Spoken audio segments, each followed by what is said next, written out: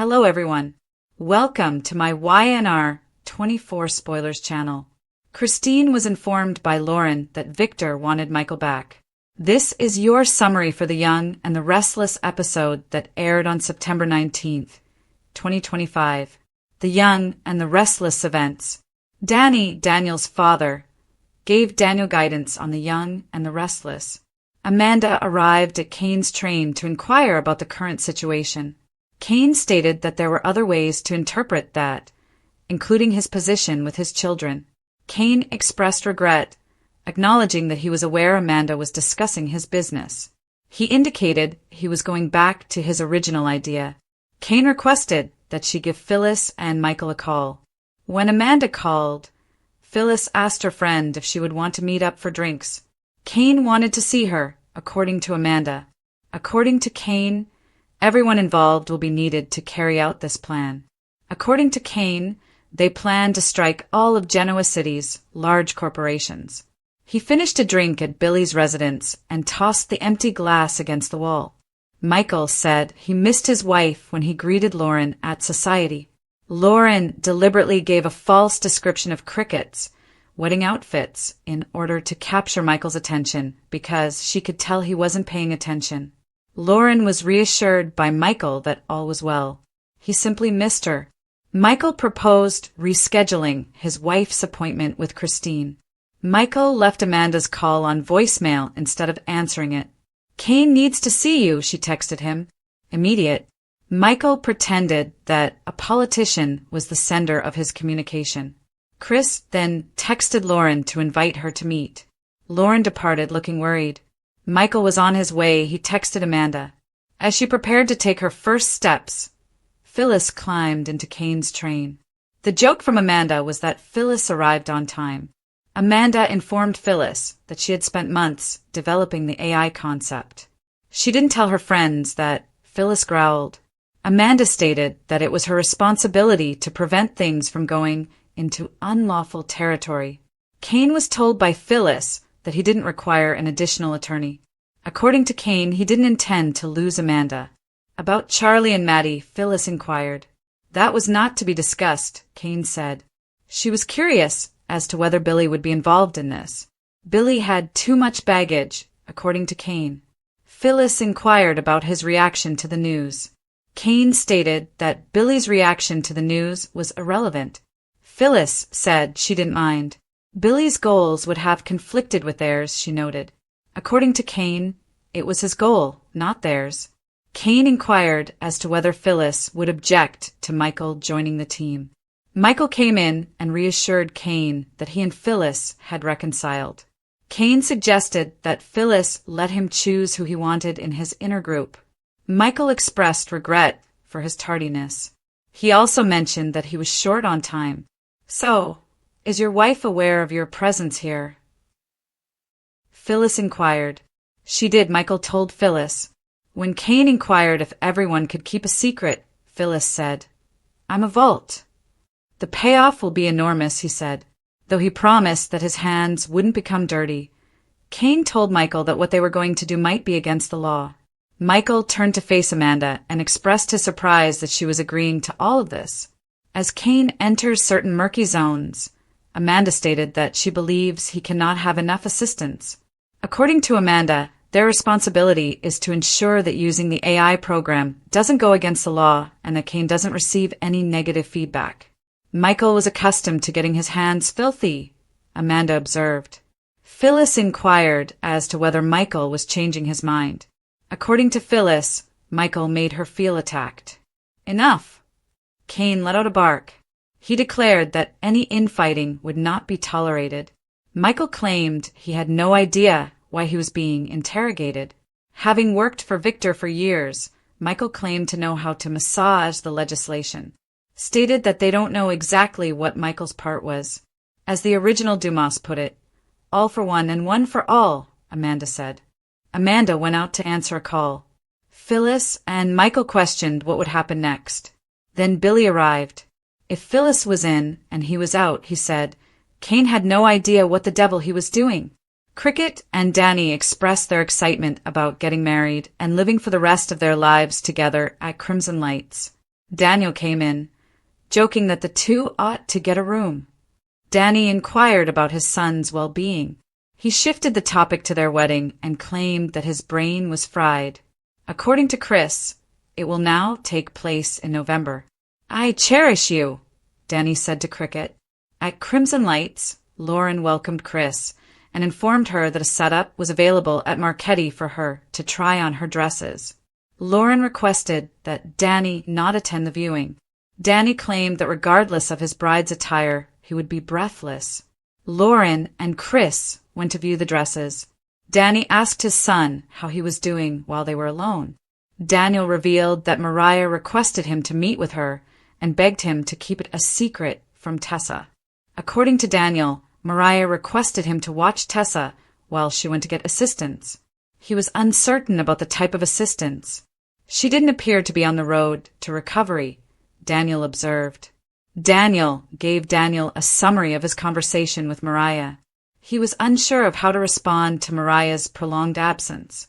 Danny inquired about his son's developing affections for Tessa. Regarding Mariah's suggestion, he was unsure of his feelings. It was difficult to watch their relationship deteriorate, he remarked. Although he felt differently, Daniel assured his father that his feelings for Tessa were unimportant. Danny informed Daniel that he was still in shock at his own loss and that he had been placed in a very challenging circumstance. Daniel claimed he was unsure about how to respond. Daniel should inform Tessa that she shouldn't waste time and that the problems of today don't have to impact tomorrow, Danny advised. Daniel claimed that he would think about Tessa when she wasn't present. He quickly added that he would never stand in the way of Tessa and Mariah's relationship. What would happen if they got divorced? Danny asked his kid. According to Daniel, they will not file for divorce. Daniel declared that he would never attempt to separate them. "I am your father," Danny said. He claimed to be able to see his son's affection for her. According to Danny, he never imagined that Chris and Paul would part ways and that he would be given another chance. "You simply never know where life will take you," he said. "You can't repress your emotions," Danny remarked. "It will fester and bring him difficulties," he said. Daniel stated that he must keep his intimate feelings confidential. He left. Cricket, meantime, was photographed in various gowns at a Marchetti studio while trying them on. Chris asked Lauren how she might express her gratitude. According to Chris, she never imagined getting married again. She went on to say that she wasn't sure she would ever find love again after her relationship with Paul ended. According to Lauren, Cricket's true north was Danny. Chris claimed that Michael was the ideal man for Lauren. Chris had a feeling something wasn't right. She encouraged her friend to talk. Lauren told Christine that Michael was startled by a text message he received after leaving a call on voicemail. Lauren had a suspicion that Victor was attempting to entice Michael to return to his company. She summarized that Michael had contacted her regarding a job offer, but he had declined it. Michael was somewhat uncomfortable with whatever was on the phone, but Lauren claimed she couldn't be certain it was Victor. She knew Michael, Chris added, and he would consider the advantages and disadvantages. Why Michael would return to work for Victor was a mystery to her. Although Lauren claimed that Michael missed Victor, she did not envision him returning to him. According to Lauren, Victor's most devoted worker was Michael. Chris questioned whether Michael would break his word to Lauren. The department store heiress questioned whether Victor's grip on Michael was strong enough to rehire him.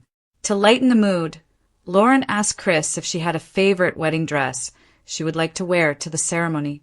Lauren refused to disclose that she had one.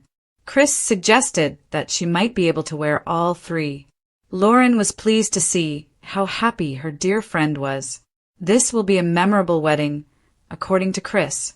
The Young and the Restless, September 19th, 2025 episode included the same mix of ambition, secrets, emotional upheaval, and personal struggles that captivate Genoa City's citizens and viewers. Lauren's silent but significant confession to her best friend Christine Blair Williams was at the heart of the episode's most moving plot. The inescapable gravity of Victor's orbit and the sacrifices required of those trapped inside it are two of the soap opera's oldest and most enduring dynamics. which Lauren touched on when she opened up about her suspicions about Victor Newman's grip on Michael Baldwin. There was more to this episode of the long-running soap opera than just moving actors to different roles. It exposed the ways in which love and ambition clash.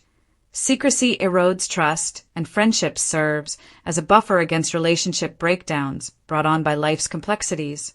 The topics are profound underneath the cursory summary. Is it possible for a guy to genuinely leave Victor Newman? Can a marriage survive secrets that are the result of fear, ambition, or loyalty? Perhaps most crucially, what is a character's act of vulnerability? Disclosing personal information to another character. Tell us about the potential direction of the story. Michael's surprising arrival and Kane's shadowy goals. It's crucial to go back in time and look at the parallel plot centered on Kane Ashby's risky plotting in order to completely understand Lauren's confession. Both literally and figuratively, Kane's train was a site of motion, momentum, and strategy where alliances were being formed and put to the test. Kane's ambitious and morally questionable plan to target the major firms in Genoa City involved Amanda, Phyllis, and ultimately Michael as crucial players. The pivotal moment came when Michael showed up for Kane's private meeting. Phyllis and the audience were both perplexed by his appearance. What would motivate Michael Baldwin, who was once the most esteemed district attorney in the city and a lawyer of perfect professional status, to venture into the murky waters of Kane's business warfare? History and loyalty are intertwined in the answer. Kane appealed to Michael's slyness rather than his need for exacting legality by promising that his hands wouldn't become dirty. Ever practical, Amanda freely acknowledged that if Kane's scheme veered on the side of legality, he would need all the support he could get. The subsequent events made this moment significant in addition to the initial fascination. The spectator was left to speculate as to whether Michael's justification and his partial truths about his whereabouts to Lauren were an isolated incident or the start of a decline into secrecy, temptation, and Victor's shadow. Billy's fury and the consequences of being left out. There was nothing but soap opera drama as Billy Abbott entered Kane's strategy session. His rage at being excluded highlighted his vulnerability, which was evident when he threw a glass against the wall earlier. Billy lives on disorder, and his darkest fears are nourished by exclusion. His rage also served as a mirror for Kane's conceit. Billy was essentially thrown out of a plan that already encompassed fragile egos and dangerous personalities when Kane maintained that Billy had too much baggage. This conflict will probably have an impact for weeks to come. Billy has never given up, and his bitterness can cause him to act sabotagingly. Kane, however, could misjudge the harm that a marginalized Billy could cause because of Amanda, Phyllis, and Michael's grudging cooperation. Danny, Daniel, and the complicated triangle, the gentler tones. While Billy raged and Kane plotted, the episode also examined the more nuanced subject of emotional vulnerability. When Mariah asked Daniel to keep an eye on Tessa, Daniel turned to his father, Danny, for guidance. As Daniel's repressed feelings for Tessa began to surface, the burden of duty on his shoulders increased. The moral intricacy of Daniel's situation was brought to light by Danny's insight that unsaid emotions can rot and deteriorate from inside. Daniel pledged, on the one hand, to keep Tessa and Mariah apart. However, Danny reminded him that devotion and intention are rarely the paths that life takes. The analogy to his own renewed love affair with Christine exemplified the soap opera's recurring theme. Sadness frequently leads to unexpected second chances. The bridal interlude, Lauren's quiet concern, and Christine's joy. The episode's brightest and most positive moments came from Cricket's delight in trying on bridal dresses with Lauren. Even still, via Lauren's measured comments, the rifts of uncertainty and uneasiness started to show through the bridal joy. While Lauren reveled in her friend's joy, Chris made fun of which dress might be the one. However, Lauren's facade faltered as Chris pushed her to reveal what was really bothering her. The act of confiding is never casual for a woman as strong and polished as Lauren. Rather, it is an act of intimacy and a sign of trust that something inside her heart can no longer be carried alone. Lauren's disclosure, the allure of Victor Newman. Lauren's statements to Christine were ominous and illuminating. She acknowledged that Michael had been shaken by a message he had received. Lauren became alarmed by his uneasiness and evasiveness. Decades of enduring the power struggles and betrayals in Genoa City had sharpened her instincts, which led her to Victor Newman. Victor is renowned for his ability to evoke loyalty. Breaking free is rarely lasting once someone is under his control. Being fiercely protective of her marriage, Lauren understood that the mere prospect of Victor winning back Michael's allegiance was enough to sow doubt. Confession as foreshadowing. Conclusion. The Young and the Restless September 19th episode was primarily about confession. Cain told Michael about his illicit aspirations. Daniel told his father that he was confused. Above all, Lauren told Christine that her marriage was still plagued by Victor's shadow, which was her greatest worry. In Genoa City, confession is never easy and is always a sign of trouble to come. In the midst of all the weddings, plotting, and emotional upheaval, Lauren's remarks might have appeared like a peaceful digression. However, they hinted to a change in the plot, the potential for Michael Baldwin to once more play a role in Victor Newman's business. That is the biggest worry and the most alluring promise of drama yet to come for viewers, Lauren and Christine.